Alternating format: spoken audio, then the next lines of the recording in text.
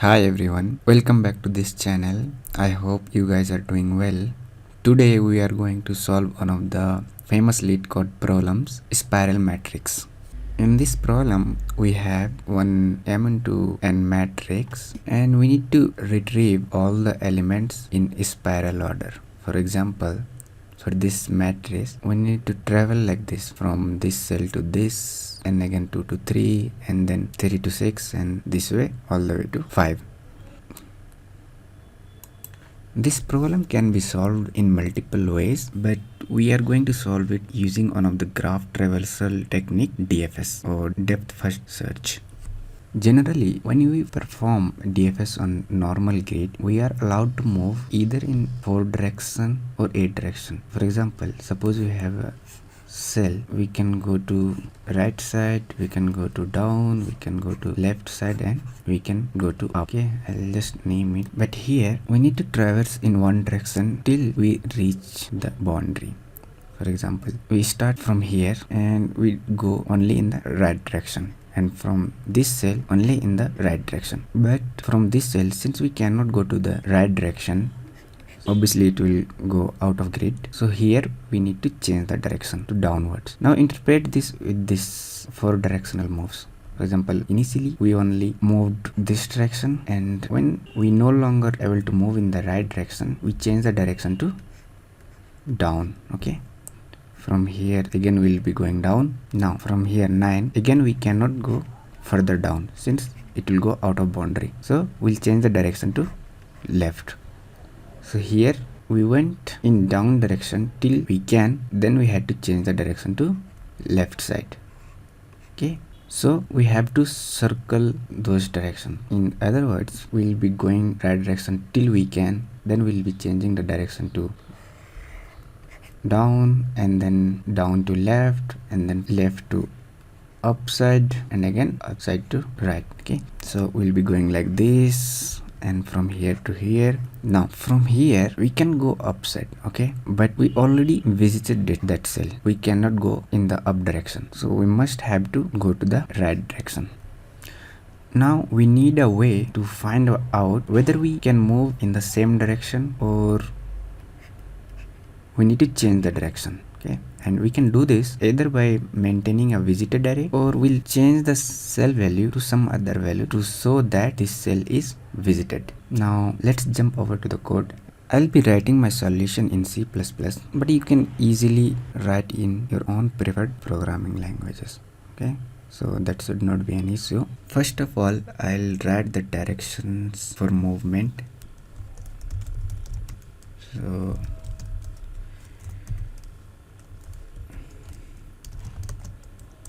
we'll be going right direction first. So in right direction, our x coordinate or y coordinate will not be changing, and in the downward direction, ith value will increase by 1, and then left, and then up. Similarly, we'll define for y direction.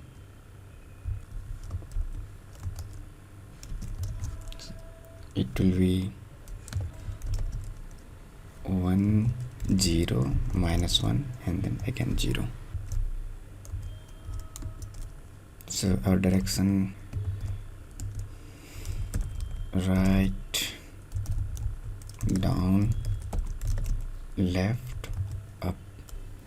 Okay, some prefer to write in pairs, but that's okay. Also, I'll declare 2 variables for dimension of our matrix. Now let's define our DFS function.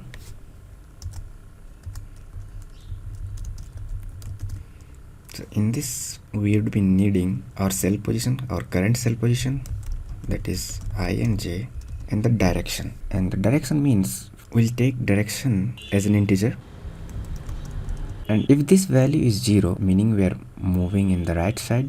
If this dir value is 1, then we are moving in the downward direction, and so on. And then obviously we'll be needing our actual matrix,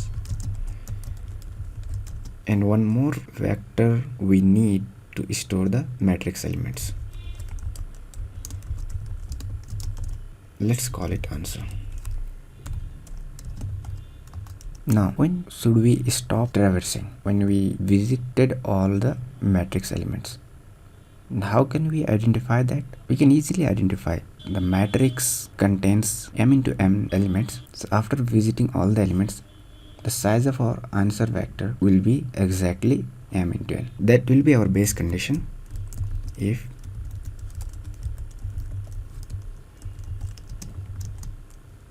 size of our answer is m into n, then just return from here. Okay, now we'll collect the current cell value, so that puts back matrix I into j. Now we've taken the value of cell I comma j. We need to mark this cell as visited so that we do not visit it again.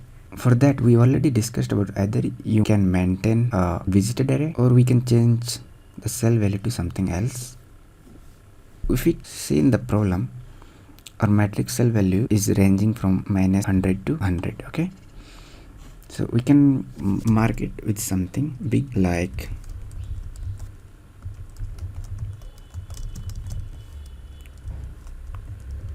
(10 to the power 9). Now we need to check if we can move into the next cell in the same direction or we need to change the direction. Okay, so we'll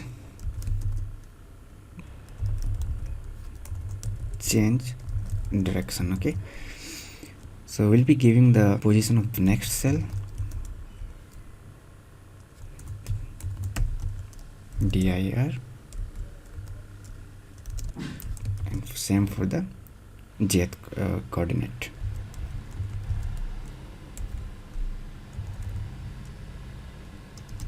Don't worry, we'll implement this function in a second. When we'll be changing the direction, when the next cell is invalid, meaning either we are going out of bounds or the cell is already visited. In those cases, we'll be changing the direction. So our new direction will be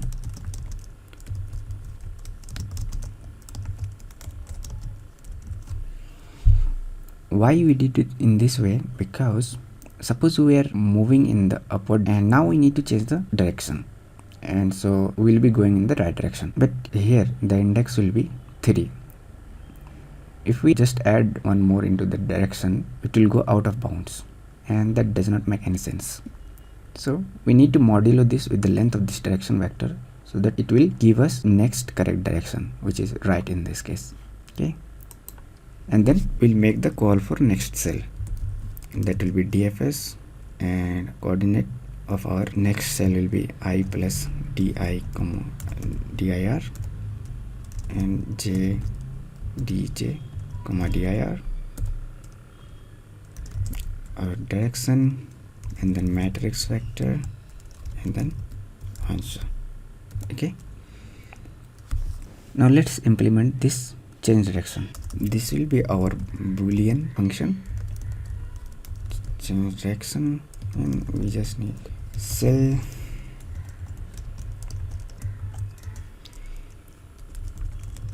so let's see the cases where our cell will be invalid: negative index, or it I is greater than equal to m, or j is less than 0, or j is greater than equal to n. And one final, if the matrix cell is already visited, so I comma j equal to this one. We set this value to mark it that the cell is visited. So in these cases we need to change the direction. Okay, let's finally define our spiral order function. So we need to determine the order of this matrix. M will be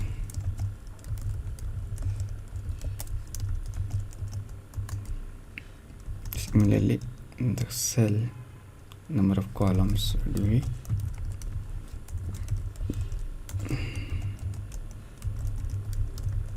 okay. Now we need a vector to store our cell values. Let's call it answer again, and let's make a call to DFS function. So we'll start with the 0, 0, and our initial direction will also be 0, and then our matrix, and then our answer array, and then finally return our answer.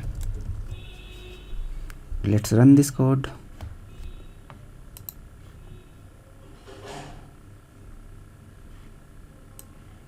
It's compiler error. Oh, obviously we need to pass the matrix also.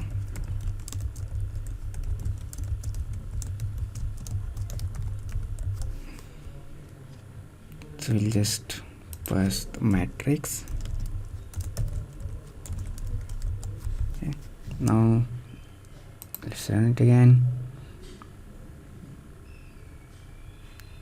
Everything looks fine. Let's submit it.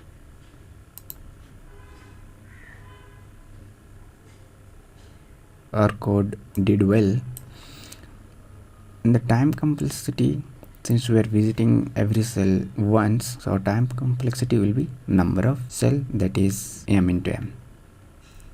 As always, thank you for watching this video. Please do like this video and subscribe to this channel.